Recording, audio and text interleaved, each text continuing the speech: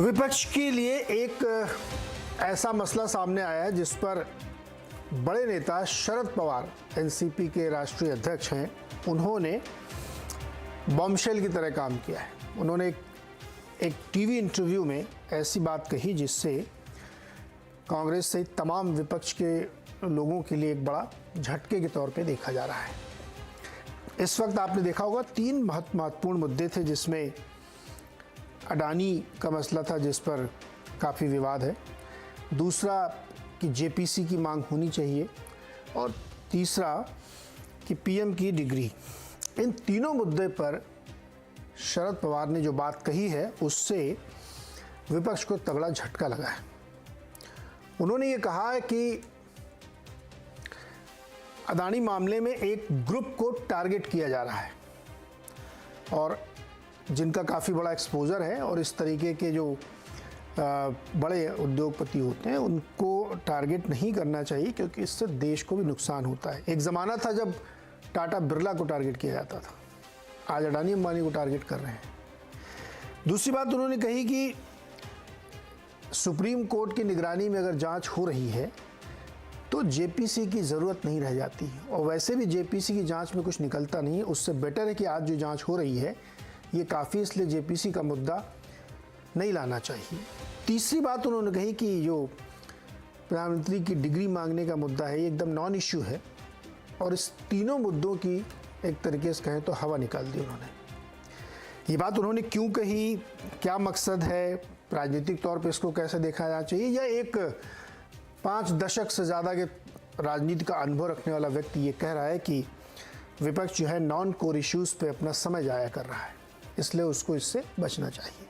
ये भी आरोप हो सकता है कि ये बात उन्होंने ऐसे समय में कही जब पूरा विपक्ष एक लामबंद होने की कोशिश कर रहा है, या ये भी कहा जा सकता है कि उनका कोई राजनीतिक एंगल भी हो सकता है। बहुत सारे इंटरप्रिटेशन, तरह तरह की बात कही जा सकती है, लेकिन जो बात उन्होंने रखी वो 2 मायनों से बड़ी महत्वपूर्ण है। एक तो जो विपक्ष को तगड़ा झटका दिया, दूसरा उन्होंने इन मुद्दों की जो फंडामेंटल्स है उस पर क्वेश्चन खड़ा कर दिया है, उस पर सवाल खड़े कर दिए कि जेपीसी क्यों होनी चाहिए जब कोर्ट की निगरानी जांच हो रही है। आप एक टारगेट क्यों कर रहे हैं एक ग्रुप को जिसने मुनाफा कमाने के लिए एक रिपोर्ट निकाली, उसकी अपनी क्रेडिबिलिटी क्या है, और डिग्री के जैसे इश्यूज़ को लेकर के कोई मतलब नहीं है।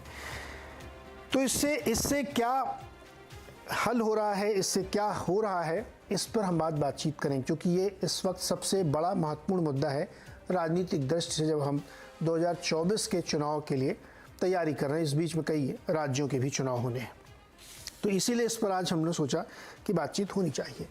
लेकिन क्या बोला है उन्होंने, एक एक करके उन बातों को सुन लेना भी जरूरी, ताकि सनद रहे कि शब्दों का हेर फेर ना हो और आप खुद भी सुने। तो अडानी मामले पर पवार साहब ने क्या सफाई दी, पहले इसको सुनिए। मैंने कोई खास बात की ऐसी नहीं है, मेरा इतना ही कहना है कि जेपीसी की जो बात हमारे सब अपोजिशन के साथियों ने की, ये बात सच है। हमारे पार्टी के भी प्रतिनिधि उस मीटिंग के थे, ये भी बात सच है। मगर हमें ऐसे लगता है कि जेपीसी का जो कॉम्पोजिशन होगा, ये कॉम्पोजिशन में समझो 21 सदस्य की जेपीसी हो तो इसमें 15 लोग रूलिंग पार्टी के रहेंगे और 5 या 6 लोग अपोजिशन के रहेंगे। तो जहाँ ओवरवेलमिंग मेजॉरिटी रूलिंग पार्टी की है, वहाँ देश के सामने सच्चाई क्या है, वो कहाँ तक आएगी, इस बारे में कोई भी आशंका पैदा कर सकता है। और इसलिए हमारा कहना ये है कि इससे दूसरा एक अल्टरनेटिव सुप्रीम कोर्ट ने दिया है, वो खुद कमिटी अपॉइंट करना चाहते हैं कि उन्होंने, तो शायद इसकी क्रेडिबिलिटी वो ज़्यादा रहेगी। एक और मसला है सावरकर का। इस मसले पर भी उन्होंने अपनी बात खुल के रखी, और महाराष्ट्र की राजनीति में इसका बहुत असर है और बहुत ज़्यादा विवादित रहा, क्योंकि राहुल गांधी जी अक्सर सावरकर पे हमला करते थे। उस पर भी उन्होंने अपनी बात रखी, उसको भी सुनते हैं। मैं जहाँ तक सावरकर की बात है,